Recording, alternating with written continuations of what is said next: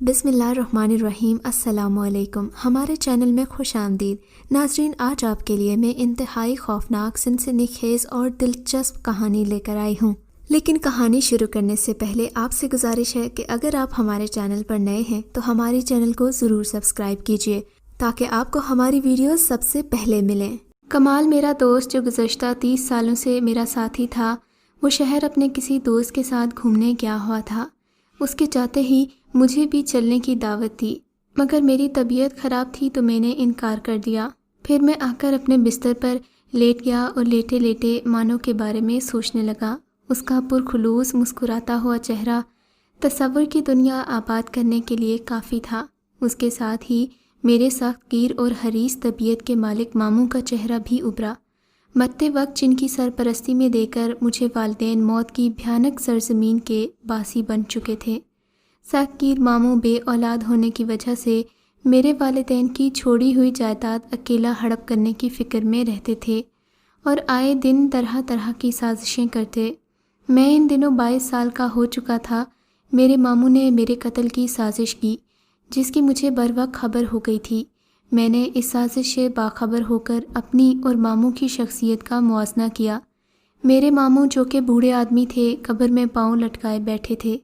ان کے نزدیک میری کوئی حیثیت نہ تھی، وہ مجبوراً مجھے برداشت کر رہے تھے، حالانکہ میں اپنے خاندان کا آخری اور واحد فرد تھا جو کہ ان کے برے بھلے میں کام آ سکتا تھا۔ مگر کسی نے سچ ہی کہا ہے، ہوس انسان کو تباہی اور بربادی کے راستے پر لے جاتی ہے۔ میرا خیال تھا کہ میرے ماموں بھی اپنے آپ کو بڑی تیزی سے تباہی کے راستے کی طرف دھکیل رہے ہیں۔ پھر میں نے اپنی حویلی چھوڑ دی تھی۔ حویلی میں ایک ہی ملازم تھے، اسلم چچا، جو میرے مخلص تھے۔ انہوں نے مجھے میرے قتل کی سازش سے آگاہ کرتے ہوئے مجھے کچھ زیورات لا کر دیے اور مجھے نور پور سے چلنے کو کہا۔ میں نے ان زیورات کو لیتے ہوئے پوچھا، اسلم بابا، یہ زیورات کس کے ہیں اور اتنے قیمتی زیورات آپ کو کہاں سے ملے؟ میرے سوال کے جواب میں ان کے چہرے پر لاتعداد سائے پھیل گئے۔ پھر ایک سرد آہ بھر کر کہنے لگے، یہ میرے پاس گزشتہ 50 سالوں سے کسی کی امانت پڑے ہیں، جنہیں امانتاً رکھنے والا 50 سال کے عرصے میں ایک بار بھی نہیں آیا۔ اتنا طویل عرصہ ان کی حفاظت کے صلے میں مجھے یہ حق پہنچتا ہے، انہیں جس طرح چاہوں استعمال کروں، لہٰذا اب میں یہ تمہارے سپرد کر رہا ہوں۔ تم چاہو تو انہیں بیچ کر اپنی گزر بسر کا سامان پیدا کر سکتے ہو۔ ان کی اس مہربانی پر میں شکر گزار تھا۔ میں گریجویشن کر چکا تھا، باشعور تھا، بزدل نہیں تھا، جو موت کے خوف سے بھاگ کر ساری زندگی کے لیے خود کو جلاوطن کرنے پر آمادہ ہو جاتا۔ مگر میں اسلم بابا کا کہنا نہ ٹال سکا اور خاموشی سے نور پور سے چلا آیا۔ پھر ملاقات میری کمال سے ہو گئی۔ پہلی ملاقات میں ہی میں نے اپنی ذات کے لیے اس میں بے پناہ خلوص محسوس کیا اور بہت جلد ہی ہم گہرے دوست بن گئے۔ وہ ایک خوشحال گھرانے کا آزاد انسان تھا اور لاہور میں اس کا ایک 4 سٹار ہوٹل تھا۔ اس کی دوستی نے مجھے روحانی طور پر تقویت دی تھی، ایک ایسے عالم میں جب میں پوری دنیا میں تنہا تھا۔ کمال کی پرخلوص ذات نے تنہائی کے اس زخم پر دوستی کا مرہم رکھ دیا تھا۔ پھر جب اسے پتہ چلا کہ میں ایک ہوٹل میں رہائش پذیر ہوں تو وہ زبردست اصرار کے بعد مجھے اپنے گھر لے آیا۔ اس نے مجھے رہنے کے لیے ایک کمرہ دیا اور وہیں میری ملاقات مانو سے ہو گئی تھی۔ مانو کمال کی چچا زاد بہن تھی۔ کمال نے ہر بار کی طرح یہاں بھی میرا ساتھ دیا اور میں مانو کے ساتھ رشتہ ازدواج میں منسلک ہو گیا۔ 1 سال پلک جھپکتے میں گزر گیا۔ میں نے لاہور میں ایک جنرل سٹور کھول لیا تھا جس سے ہمیں معقول آمدنی ہو جاتی تھی۔ زندگی بڑے سکون سے گزر رہی تھی۔ 1 سال بعد خدا نے مجھے ایک پیاری سی بچی کا باپ بنا دیا، جس کی آمد سے زندگی کی خوشیوں میں اضافہ ہو گیا۔ ایک دن میں اپنے ضروری کاغذات تلاش کر رہا تھا کہ کاغذات کے نیچے مجھے زیورات کی تھیلی نظر آئی، جسے میں تقریباً بھول چکا تھا اور آج تک انہیں کھولنے کی ضرورت ہی پیش نہیں آئی تھی۔ میں اسے ہاتھوں میں پکڑا کچھ سوچ ہی رہا تھا کہ میرے دل میں مانو کا خیال آیا کہ کیوں نہ میں اس کو یہ گفٹ کر دوں، کیونکہ زیورات ہمیشہ سے ہی عورت کی کمزوری رہے ہیں۔ چنانچہ اسی خیال کے تحت میں نے زیورات کی تھیلی میز پر الٹ دی۔ مانو اچانک ان بیش قیمت زیورات کو دیکھ کر حیرت سے گنگ رہ گئی، کہنے لگی، اتنے سارے زیورات تم نے کہاں سے حاصل کیے ہیں؟ یہ تو کسی شاہی خاندان کے لگتے ہیں۔ یہ ہماری خاندانی یادگار ہیں، میں نے بات بنائی۔ مانو ان زیورات کو پا کر بہت خوش تھی۔ چند منٹ وہ انہیں حیرت اور خوشی سے دیکھتی رہی، پھر ایک نیکلس نکال کر گلے میں پہن لیا۔ نیکلس اس کی خوبصورتی میں اضافہ کر رہا تھا۔ ابھی میں اس کی خوبصورتی میں کھویا ہی ہوا تھا کہ ہماری ایک ملازمہ کی چیخ سنائی تھی۔ ہم دونوں آگے پیچھے بھاگتے ہوئے راہداری کی جانب لپکے تھے، جہاں ہماری ملازمہ زخمی حالت میں خون میں لت پت بچی کو ہاتھوں میں اٹھائے لڑکھڑاتی ہوئی ہماری طرف آ رہی تھی۔ ہم دونوں ملازمہ کو اس حالت میں دیکھ کر ٹھٹک گئے۔ ملازمہ اور بچی دونوں خون میں نہائے ہوئے تھے۔ مانو چیختی ہوئی اس کی طرف بڑھی اور بے تابی سے اس زخمی بچی کو اپنے ہاتھوں میں لے لیا۔ بچی کے ساکت جسم کو دیکھ کر میں اندازہ لگا چکا تھا کہ بچی ہم سے بہت دور جا چکی ہے۔ بچی ہاتھ سے نکلتے ہی ملازمہ زمین پر گر پڑی اور کوئی آواز نکالے بغیر دنیا سے رخصت ہو گئی۔ اس ہولناک منظر کو دیکھ کر میں سکتے میں آ گیا تھا۔ پھر اچانک مانو کی چیخیں سن کر میرا سکتہ ٹوٹا۔ وہ بھی بچی کو دیکھ کر بے ہوش ہو گئی تھی۔ میں نے یہ دیکھ کر فوراً ڈاکٹر کو بلایا۔ ڈاکٹر نے آتے ہی نیا المناک انکشاف کیا کہ ملازمہ اور بچی کی طرح مانو بھی صدمے کی حالت کو برداشت نہ کر سکی اور بے ہوشی کی عالم میں اس جہان فانی سے کوچ کر گئی۔ اتنی دیر میں کمال کو اس سانحے کی اطلاع دے دی گئی تھی۔ میں دیر تک اس کے کاندھے پر سر رکھ کر روتا رہا تھا۔ مانو اور بچی کی اچانک موت سے سارا نظام زندگی معطل ہو کر رہ گیا تھا۔ اس سانحے نے میرے جسم سے توانائی چھین لی۔ پولیس کے علاوہ ذاتی طور پر میں نے اس المناک حادثے کی پوری تحقیق کرنے کی کوشش کی، مگر کسی بھی طرح اس راز سے پردہ نہ اٹھ سکا کہ ملازمہ اور میری بچی کی موت کے اسباب کیا تھے اور کن حالات میں انہیں موت نے دبوچ لیا۔ کوئی نتیجہ برآمد نہ ہو سکا۔ ایک دن کمال آیا تو اس کا چہرہ معمول سے زیادہ چمک رہا تھا۔ اس نے انکشاف کیا کہ اس کے دور کے چچا مرتے ہوئے اسے ایک وسیع و عریض جائیداد کا مالک بنا گئے ہیں اور اب وہ مجھے لے کر ورلڈ ٹور پر جائے گا۔ کہنے لگا کہ تم تیاری شروع کر دو۔ اس نے یہ کہہ کر میرے ہاتھوں میں بڑے بڑے نوٹوں کی گڈیاں دے دیں۔ ہم نے 20 دن کے بعد سفر پر روانہ ہونا تھا۔ اس سے پہلے ہی مجھے کوریئر کے ذریعے ایک خط ملا۔ خط میں لکھا تھا، میرا یہ خط جب تمہیں موصول ہوگا تو تم یقیناً اس خط کو پڑھ کر بہت حیران ہوگے، مگر تمہیں شاید اس بات کا احساس نہیں ہوگا کہ میں تم سے سینکڑوں میل بیٹھا ہوا ہوں، مگر روحانی طور پر میں تمہارے بہت قریب رہا ہوں اور میں یہ بھی جانتا ہوں کہ تم ان دنوں بہت پریشان ہو۔ میرے بس میں ہوتا تو میں ان پریشانیوں سے تمہیں بچا لیتا، مگر میرے بیٹے تمہارے دشمن کے ہاتھ بہت لمبے ہیں۔ اس وقت تم جس حال میں ہو اور جیسے بھی ہو فوراً چلے آؤ تاکہ میں تمہیں اس عظیم خطرے سے آگاہ کر سکوں جو ان دنوں تمہاری زندگی پر اپنا منحوس سایہ ڈال رہا ہے۔ فقط تمہارا ہمدرد۔ خط تو ختم ہو گیا تھا مگر خط کے راکب نے اپنا نام نہیں لکھا تھا، مگر جس اندازے سے اس نے میرے ماضی کے چھپے ہوئے گوشے کی نقاب کشائی کی تھی اس نے مجھے آگاہ کر دیا تھا کہ اس کا راکب اسلم بابا کے علاوہ اور کوئی نہیں ہو سکتا تھا۔ اتنی دیر میں کمال آیا تو میں نے اسے فوراً نور پور جانے کا کہا۔ آج ایک عرصے کے بعد وہاں پہنچ کر میری حالت عجیب تھی۔ ایک طویل مدت کے بعد جب میں نے کمال کے ساتھ اس زمین پر قدم رکھا تھا تو میرا دل عجیب انداز سے دھڑک رہا تھا۔ ہم نے قریبی ہوٹل میں اپنا سامان رکھا اور سفر کی تھکان اتارنے کے لیے بستر پر دراز ہو گئے۔ سہ پہر کے تقریباً 3 بج رہے تھے۔ اچانک دروازے پر کسی کی مسلسل 3 دستک سن کر میری آنکھ کھل گئی۔ کمال بدستور گہری نیند سو رہا تھا۔ میری آنکھ کھل گئی اور میں الجھن میں پڑ گیا، یہ دستک دینے والا کون ہو سکتا ہے؟ چند لمحوں کے بعد جب میں نے دروازہ کھولا تو حیرت اور مسرت سے میرا منہ کھلا رہ گیا۔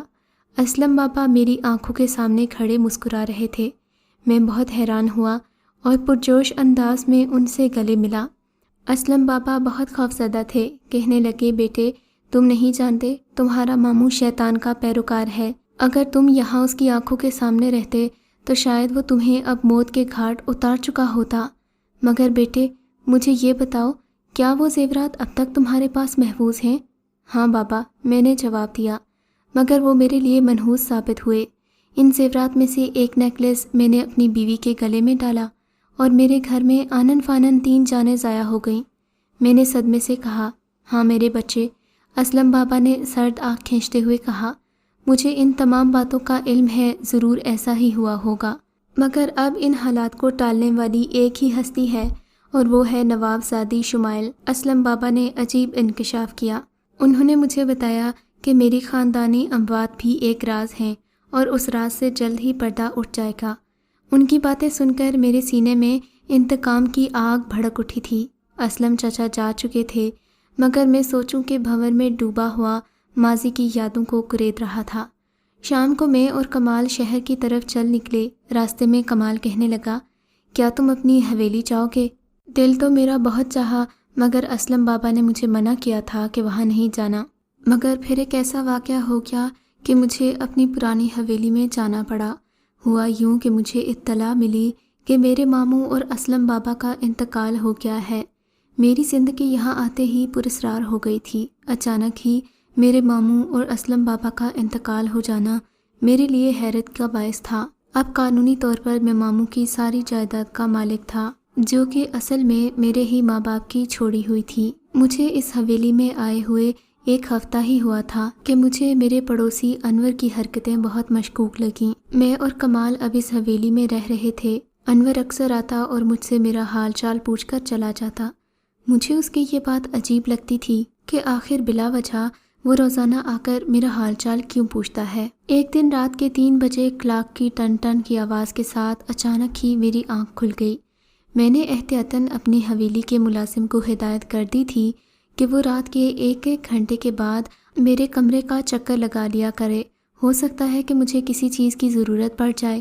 مگر میری آنکھ کھلی تو ملازم نہیں تھا۔ میں اسے آوازیں دینے کی کوشش کرنے لگا، مگر مجھے اچانک ہی لگا جیسے میرے سارے جسم پر فالج کا حملہ ہو گیا ہو۔ اچانک کسی کے قدموں کی مدھم چاپ میری سماعت سے ٹکرائی۔ اس کے ساتھ ہی عجیب سی خوشبو سے سارا کمرہ معطر ہو گیا۔ اس تیز خوشبو کو محسوس کر کے مجھے اپنا ذہن تاریکیوں میں ڈوبتا ہوا محسوس ہوا۔ پھر آہستہ آہستہ میرا ذہن اتھاہ تاریکیوں میں ڈوب گیا۔ جب دوبارہ میرا شعور بیدار ہوا تو سورج کی کرنیں میرے کمرے میں جھانک رہی تھیں۔ آنکھیں کھولتے ہی چند لمحات حیرت اور خوف کے ملے جلے تاثرات کے ساتھ اپنے کمرے کے در دیوار کو دیکھ رہا تھا۔ پھر میں نے اپنے ہاتھوں کو حرکت دی، اپنے بازوں کے سہارے اٹھا اور بلند آواز میں ملازم کو آواز دی۔ میں اس پر برس پڑا۔ محمد دین، تمہیں کہا تھا رات کو میرے کمرے کا چکر لگایا کرو، کل رات کہاں تھے تم؟ وہ بولا، میں نے آپ کی ہدایت کے مطابق رات 12 بجے کے بعد 1 گھنٹے کے بعد آپ کے کمرے میں جھانکتا رہا تھا، مگر پھر رات کے 3 بجے آپ کے کمرے سے ایک عورت نکلی جو دلہن لگ رہی تھی۔ پلک جھپکتے ہی راہداری کا ایک موڑ گھوم کر غائب ہو گئی، جیسے اس کا وجود ہوا میں بکھر گیا ہو۔ اس کے غائب ہوتے ہی میں آپ کے کمرے میں گیا تو سارا کمرہ اسی طرح مہک رہا تھا جیسے کسی نے پرفیوم کا سپرے کیا ہو۔ اس کی باتیں سن کر تو میں دھنگ رہ گیا۔ بھلا میرے کمرے میں کسی دلہن کا کیا کام ہے؟ یقیناً اسے کوئی وہم ہوا ہوگا۔ مگر جب یہ خوشبو والا واقعہ میرے ساتھ تقریباً روزانہ ہونے لگا تو میں اب پریشان رہنے لگا تھا۔ اگلی رات شور سے میری آنکھ کھل گئی۔ میں نے آنکھ کھولی تو کمرے میں بستر پر پڑا تھا۔ میرے ارد گرد ادویات کی بو پھیلی ہوئی تھی اور رات کے اس سناٹے میں روشنی ایک عجیب پراسرار ماحول پیدا کر رہی تھی۔ چند لمحے آنکھیں کھولے میں حیران نظروں سے چاروں طرف دیکھتا رہا۔ میرے حلق میں کڑواہٹ تھی۔ میں مشکلوں سے اٹھا اور میز پر رکھے ہوئے پانی کے جگ کو منہ لگانا ہی چاہا تھا کہ اچانک کسی نے ایک چھڑی لہرائی اور پھر وہ جگ میرے ہاتھوں سے نکل کر فرش پر گر کر چور چور ہو گیا۔ میں نے غصیلے انداز میں اس چھڑی لہرانے والے کی طرف دیکھا تو ایک لمحے کے لیے میں حیرت زدہ ہو گیا۔ یہ انور تھا، وہ پراسرار انسان جو پہلے بھی 2-3 مرتبہ میرا وقت ضائع کر چکا تھا اور ہر روز میرے گھر میں میرا حال پوچھنے آتا تھا۔ تم نے میرے گھر آ کر میرے ساتھ ایسا کیوں کیا؟ میں نے غصیلی نظروں سے اسے گھورا۔ آخر تم چاہتے کیا ہو؟ پڑوسی ہو تو پڑوسی بن کر رہو نا، کیوں میری زندگی میں مداخلت کرتے ہو؟ میری تو چھوڑو، میں تمہاری زندگی سے چلا جاؤں گا، مگر تم نے سوچا ہے تمہاری زندگی میں جو مصیبتیں ہیں وہ کیسے تمہاری جان چھوڑیں گی؟ آخر تمہاری بچی، تمہاری ملازمہ اور تمہاری بیوی، سب کی جان کیسے چلی گئی؟ انہیں میں نے ہی مارا ہے، بد نصیب انسان۔ اب میں تمہارے جگری دوست کمال کو بھی موت کے گھاٹ اتار سکتا ہوں اگر تم نے میری بات نہ مانی۔ آخر کون سی بات مانوں میں تمہاری؟ اور یہ تم کیا کہہ رہے ہو؟ کیا تم ہی میری بیوی کے قاتل ہو؟ میرے دل میں پراسراریت، حیرت، غصہ ایک ہی وقت میں جنم لے چکے تھے۔ کیا تم اس بات کی وضاحت کرو گے کہ مجھے آخر تمہاری بات کیوں ماننا ہوگی اور کیا بات ماننا ہوگی؟ میری بات سن کر وہ پراسرار مسکراہٹ اپنے چہرے پر سجا کر بولا، تمہیں میری بیٹی شمائلہ سے شادی کرنا ہوگی، وہ برسوں سے تمہاری راہ تک رہی ہے، لیکن میری بات سن لو، اگر تم نے ایسا نہ کیا تو تمہاری زندگی کی مشکلات میں اضافہ کر دوں گا۔ تمہیں میری بیٹی تو پسند ہی ہوگی، کئی مرتبہ تمہارے کمرے میں دلہن کے روپ میں آ چکی ہے، بولو کیا کہتے ہو؟ میں عجیب تذبذب کا شکار ہو گیا تھا۔ ایسے آدمی کو میں کیا جواب دوں جو اپنی حسین و جمیل بیٹی کی شادی کے لیے خون کے دریا سے بھی گزر جانے کو تیار تھا؟ مگر محترم، میں نے جواب دیا، آپ کی بیٹی دنیا کی حسین ترین عورت صحیح، لیکن میں اپنی بیوی سے ہی محبت کرتا تھا اور اس کے علاوہ میں کسی عورت کے بارے میں سوچ بھی نہیں سکتا۔ مگر 2-4 دن کی سوچ بچار کے بعد میری ساری ہمتیں جواب دے گئی تھیں۔ آخر میں نے رضامندی کا اظہار کر دیا۔ میں نے انور سے کہا، تمہاری بیٹی کے ساتھ میں شادی کرنے کے لیے راضی ہوں۔ مجھے راضی دیکھ کر وہ بہت خوش ہوا، کہنے لگا، یہ کام تو آج ہی ہو جانا چاہیے۔ میں نے کہا، اتنی جلدی کیوں؟ شادی کوئی گڈے گڑیا کا کھیل تو ہے نہیں۔ مگر وہ بضد تھا کہ شادی آج ہی کے دن ہوگی۔ پھر وہ مجھے میری ہی حویلی کے اندر ایک تہہ خانے میں لے گیا۔ مجھے نہیں معلوم تھا کہ ہماری اس حویلی میں کوئی تہہ خانہ بھی تھا، کیونکہ میں تو یہاں برسوں رہا تھا۔ مجھے کبھی اس تہہ خانے کے بارے میں علم نہیں ہو سکا تھا۔ اس تہہ خانے میں ایک عجیب سی خوشبو پھیلی ہوئی تھی، وہی خوشبو جو میرے ذہن کو تاریکیوں میں دھکیل دیتی تھی، وہی خوشبو جو میں اکثر رات کو محسوس کیا کرتا تھا۔ یہاں آ کر مجھے ایک عجیب سا خوف محسوس ہو رہا تھا۔ تہہ خانہ بہت وسیع تھا۔ مختلف راہداریوں سے گزرتے ہوئے ہم ایک ہال نما کمرے میں پہنچ گئے۔ ہال میں ایک آتش دان چل رہا تھا اور اس کے پاس ایک خوبصورت دلہن بیٹھی تھی۔ انور آگے بڑھا اور اس نے آتش دان سے چند دہکتے ہوئے انگارے اٹھا لیے۔ میں حیران تھا کہ آخر یہ انگارے اس کے ہاتھ کو جلا کیوں نہیں رہے۔ اس نے اپنی بیٹی کی طرف نظریں گھاڑتے ہوئے کہا، تم دونوں کو اس مقدس آگ پر ہاتھ رکھ کر اس بات کا عہد کرنا ہوگا کہ دونوں ہمیشہ ایک دوسرے کے وفادار رہو گے۔ شمائلہ نے اس آگ پر ہاتھ رکھا اور بولی، قسم ہے مجھے اس آگ کی جو دل سے روشن ہے اور ہمیشہ روشن رہے گی۔ میں اس مقدس آگ کی قسم کھا کر کہتی ہوں کہ اپنے ساتھی کی ہمیشہ وفادار رہوں گی۔ یہ منظر دیکھ کر میں نے اپنی جیب میں ہاتھ ڈالا۔ ایک چھوٹا سا قرآن پاک میں ہمیشہ اپنی جیب میں رکھا کرتا تھا۔ پھر اچانک ہی ایک تیز اور دل دہلا دینے والا دھماکہ ہوا اور اس دھماکے کے ساتھ ہی 2 شعلے اڑ کر فضا میں لپکے۔ ساتھ ہی وہ دونوں خوفزدہ انداز میں پیچھے ہٹ گئے، مگر اس عرصے میں دونوں کے جسموں کو آگ لگ چکی تھی۔ میں اس خوفزدہ منظر کو دیکھ کر پسینے میں نہا گیا تھا۔ میں خوف سے ایک طرف سہما ہوا اس ہولناک منظر کو دیکھتا رہا۔ دیکھتے ہی دیکھتے دونوں کی لاشیں جل کر کوئلے کی طرح سیاہ ہو گئی تھیں۔ میں اس ہولناک منظر سے گھبرا کر لڑکھڑاتے ہوئے سیڑھیاں چڑھنے لگا تو وہاں مجھے اسلم بابا کھڑے نظر آئے۔ اسلم بابا؟ میں نے حیرت سے پوچھا۔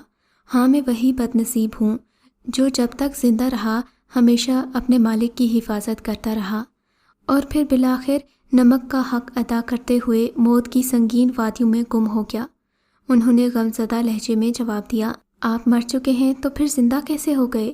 میں نے حیرت سے پوچھا، بیٹا، اس کائنات کے کچھ راز انسان کی نظروں سے ہمیشہ اوجھل رہتے ہیں۔ بیٹا، مجھے معاف کر دینا، مگر ایک بات یاد رکھنا، اب کبھی دوبارہ اس تہہ خانے کی طرف مت آنا۔ اللہ تمہاری مشکلات کو آسان کرے۔ اور پھر اس واقعے کے بعد میری زندگی سے تمام مشکلات ختم ہو گئیں، شاید اس لیے کہ میرے دشمن خود ہی ایک ایک کر کے قدرت کے ہاتھ میں آ چکے تھے اور میں اپنی منزل تک پہنچ چکا تھا، مگر اپنی بیوی اور بچی کی کمی مجھے اب تک محسوس ہوتی ہے۔ اگر آپ کو یہ کہانی اچھی لگی ہے تو اس ویڈیو کو لائک کیجیے اور اس طرح کی مزید ویڈیوز دیکھنے کے لیے ہمارے چینل کو سبسکرائب کیجیے۔ اور ہاں، اگر آپ کی کسی دوست، رشتہ دار یا بہن کے ساتھ خدا نہ کرے ایسا کوئی واقعہ پیش آیا ہے تو ہمیں کامنٹ سیکشن میں اس کے بارے میں ضرور بتائیے۔